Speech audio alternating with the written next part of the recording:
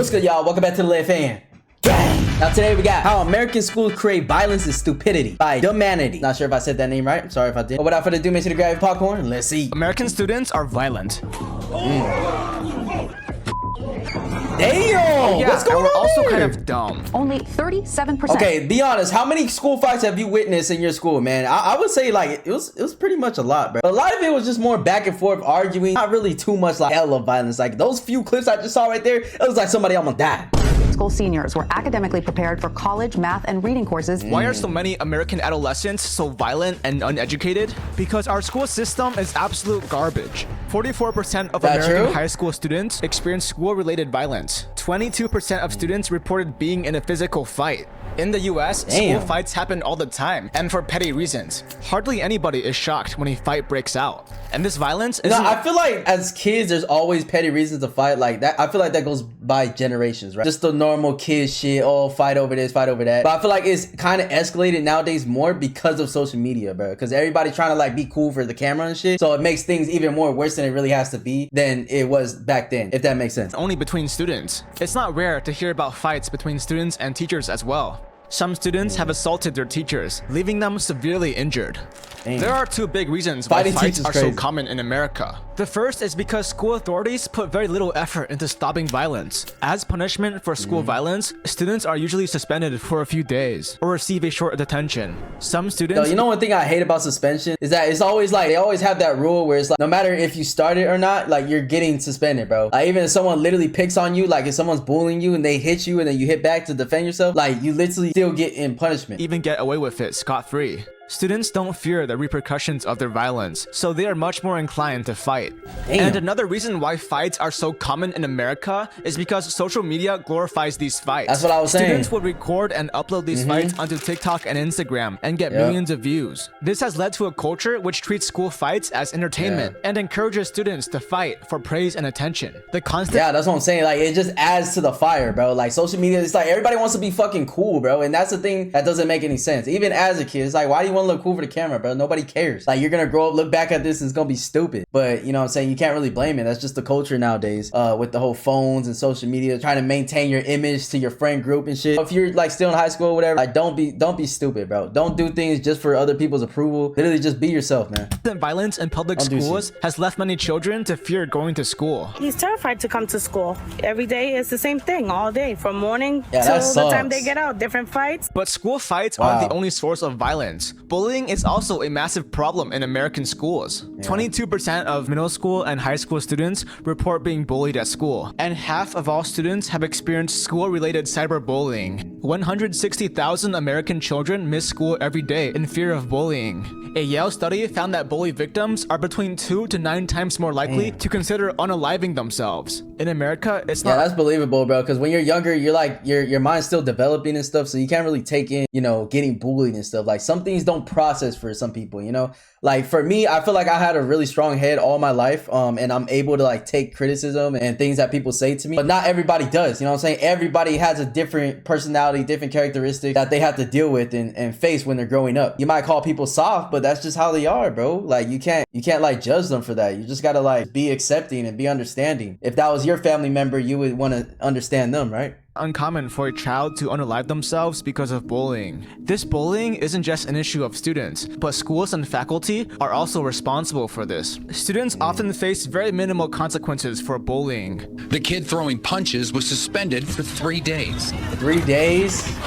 25% of teachers see nothing wrong with bullying, and teachers only intervene in 4% of bullying incidents. I don't know. That statement looks a little broad. I don't think people just don't care. I feel like there's more to that. Video showing a school bus driver encouraging a student to beat up another student. Oh, this is crazy. What? Okay, yeah, that sounds like some country shit, bro. Oklahoma? Yeah, that's definitely some country. In Indiana, 10-year-old Sammy Toys was constantly bullied at school. He would come home with bruises as kids would beat him up at school and on the school bus. He was chased, poked, punched, and stuffed into a garbage can. That's messed up, bro. Instead of helping him, Sammy's teachers punished him for, quote, disruptive conduct. Sammy's parents contacted the school 20 times about this problem, but the school did nothing. On May 5th of 2024, Sammy unalived himself. His bullies never received a single consequence for their actions. If his school had stepped in, Sammy would still be alive. God. This kind of tragedy. Things like this like make you realize like how much bullying really affects people, bro. Like especially like at such a young age, and he looks little and stuff. And you never know what's going on at home and stuff. So that's why, like, you know what I'm saying, I always say just treat people how you want to be treated, man. Don't just be being mean for nothing. Like I know we go through things in life and you kind of bring that energy to school and stuff, but don't let that energy just flow into everybody else. It's not everybody else's fault you're having a bad day, you know. Has happened in multiple schools in multiple states across America, all because schools have failed to take action. This is the same school system that breeds school shootings. There's a strong link between school shooters and having experienced bullying. Adolescents who have been bullied at school are 49% more likely to carry guns. Our school systems program violence and hatred into students, so it should be no surprise that school shootings are so common in America. But school districts put very little effort into addressing and fixing the root cause that leads to school shooting incidents. If schools actually stood up, I feel like schools can only do so much though, bro. I really feel like it's rooted in the parenting that's going on in their personal life, because sometimes they bring that shit to school, like I said, and it affects everybody else's energy and can, you know, lead to fights and arguments and all that. So I wouldn't put it all on the schools, but yeah, some schools could probably put a little more effort into stopping things. Against bullying, instead of always letting it slide, school shootings would decrease drastically. The American school system creates generations of toxic and violent individuals who have learned that they can get away with hurting others. That's what it is. Violent kids don't suddenly grow out of it one day. They simply become violent adults. That's true.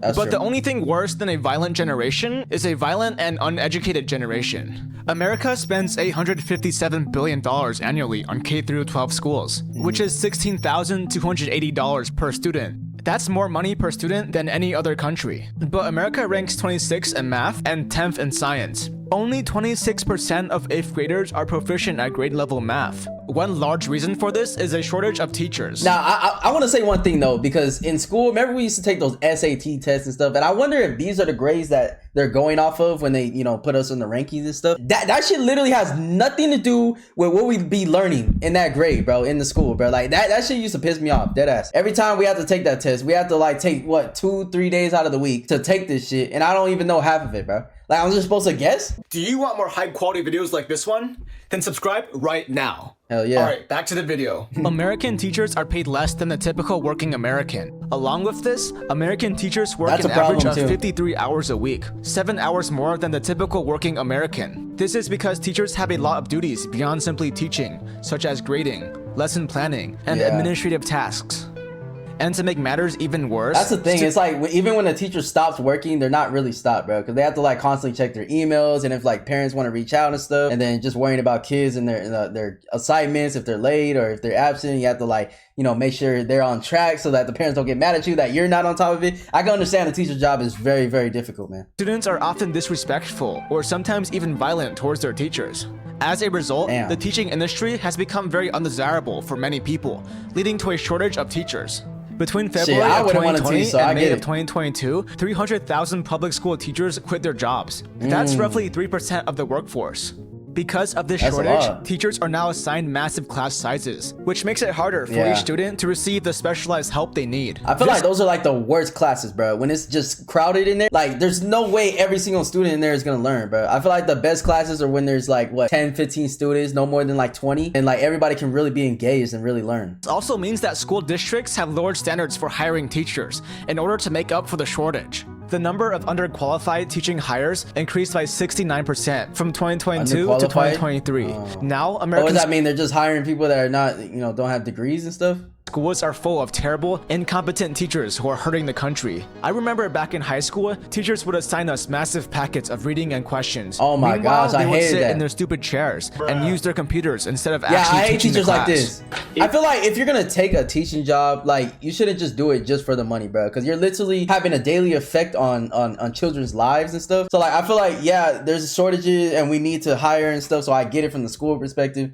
They have to hire, they have to, you know, get the classes running. But I feel like if you be a teacher, Like you're choosing that life, bro. And you gotta kind of give your all into it, you know? You would just get up and teach them instead of handing them a freaking packet, yo. There's kids in here who don't learn like that. They need to learn face to face. Yeah. In America, it's very common to come across classes where students are forced to learn everything by themselves rather than be taught. Yeah, that's and no matter hard. how much students... Yeah, that's difficult, bro. Especially for someone like me. Like I'm a visual learner. Like I like seeing things, bro. Like literally write it on the whiteboard, show me the step by step, and then that's how I learn very good. I mean, I can learn things by myself, especially now as an adult, but I'm talking about when I was in school and stuff, you know, especially with you know, certain math. Like I was usually proficient in math, but English, history, all that. Like I need like certain examples to show me so that I can like it can click in my brain better. And parents complain, school districts almost never do anything about it. Due to the shortage of teachers and the protection from teachers' unions, school districts can't just replace teachers who aren't doing their job. With such terrible teachers, it's only natural that students aren't learning properly. And another big problem is the lack of funding. In America, a big portion of funding for public schools comes from the taxpayer money of the community. This means that schools in wealthy communities are well funded, but schools in low-income communities are poorly funded. Yeah. So if you live in America, your quality of education and therefore your prospects of success are largely determined by the community that you live in. This problem can be seen in low-income cities like Detroit, where only 3% of fourth graders are proficient in math. Yeah, I do feel really bad for kids that are like just honestly just born into bad situations where they can't go to a good school and stuff. But that's why like I really up the respect for parents that, you know, work their ass off and get their, you know, kids out. Like for example, my mother, she like I could have grew up like in kind of a really bad area, but my mom like worked her ass off and made it so where, you know, me and my siblings can live in a better, decent, like obviously still not the best, but way better than where we would have lived originally. So just big respect to parents that are aware of their child's situation, gonna grow up, and then they, you know, put them in the right situation to succeed. Income students enter high school with literacy skills 5 years behind high-income students. Only 14% of low-income students graduate college, compared to 60% of high-income students. It's quite clear that schools in lower-income communities need more funding. America spends $857 billion annually on public education. So where is all of that money going? Well, a big chunk of it is going towards administrative staff. From 2000 to 2019, the number of administrative staff increased by 88%, and the number of principals and assistant principals increased by 37%, while the number of students and teachers only increased by 8%. This shows how a disproportionate share of resources is going into administrative functions rather than directly supporting students and teachers. So are they saying that there's too many administrative positions? Like there's just too much, they're hiring too much? Is that the problem? Maybe if funding was actually allocated correctly, our academic performance wouldn't be so low.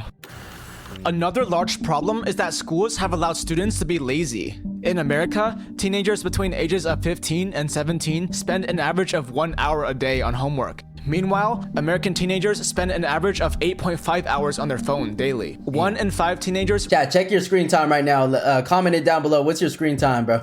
Report watching YouTube almost constantly. Be honest. And parents are also responsible for this problem. Only 43%... And if it's on YouTube, it better be all RICHLEV too. of kids say their parents check their grades more than once a month. As a result, students can laze around and waste their time without being held accountable.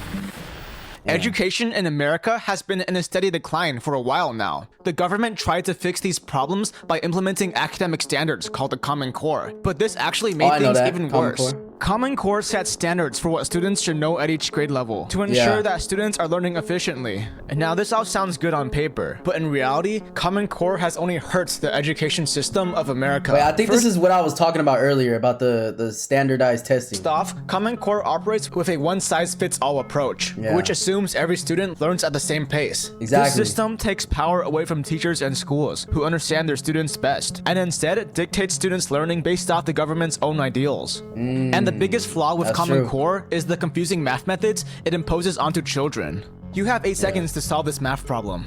Go. Yeah, bro, that's like, bro, like, what are we supposed to do? I mean, obviously, this is easy for an adult and stuff, but I'm talking about for a young kid.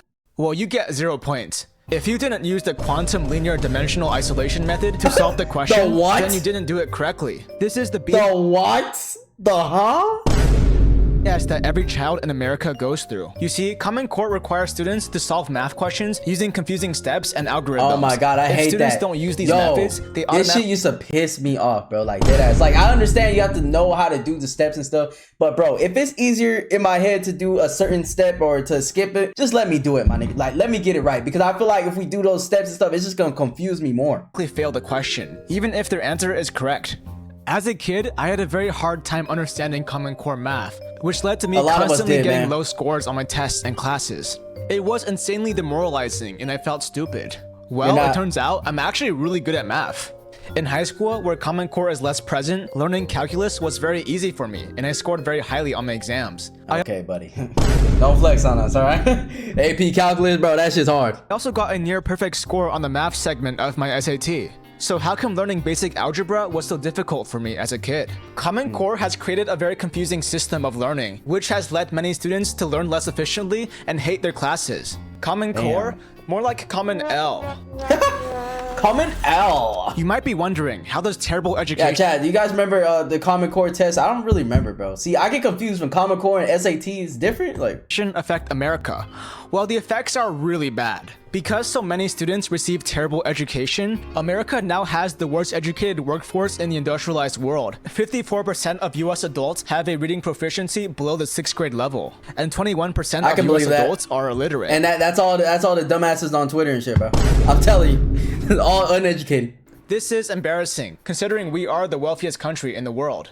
Now you know how bad America's school system is. So how do we fix it? Well, it's actually quite simple. Firstly, to address violence. It's like, yes, America is, you know, the greatest state in regards to, you know, what we can do and what we can achieve. But a lot of people don't realize, like, we're stupid compared to a lot of the world. That's not to put anybody down, but it's just to make us realize, you know, when it comes to political agendas and certain things in the world, you know, we're not always right, bro. Americans are not always right about everything. That's where we kind of get that stubbornness from. As you can see from literally this video and actual research, we're actually not as smart as we think we are. And we can actually see that, especially on Twitter.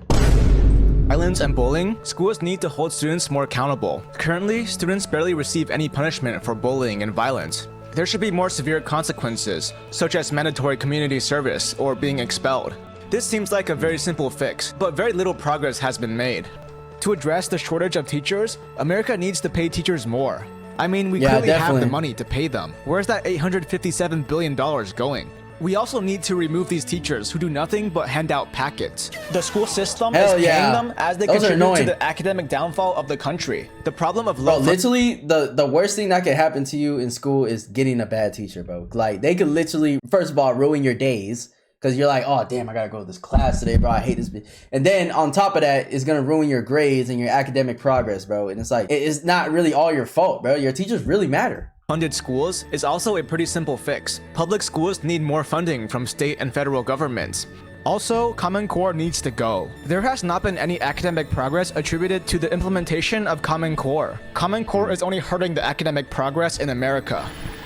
Common L. I recently made a video about the horrible education systems in many Asian countries, where students study up to 16 hours a day and get physically punished. These countries have physically punished is crazy, bro.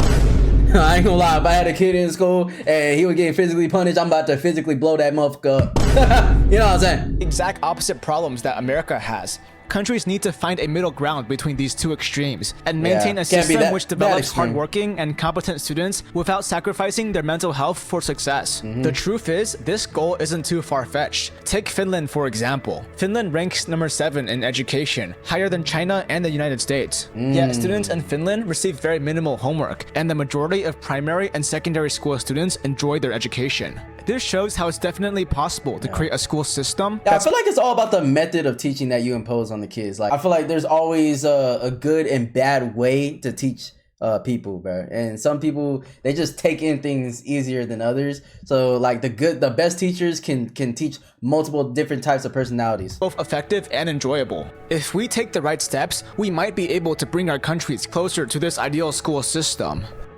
Hello guys, thank you for watching. Video, man. I work really hard to edit these videos. Yeah. So please like and please subscribe, and I will see you in the next video. This is a great video, bro. Let me go ahead and like it. You guys go ahead and like and subscribe to the channel. I'm gonna subscribe too. This is a good video, bro. And I like this guy. He seems chill. But anyway, guys, if you guys like this video, man, make sure you comment other videos you guys want to react to, and I'll see you guys in the next one, man. Peace.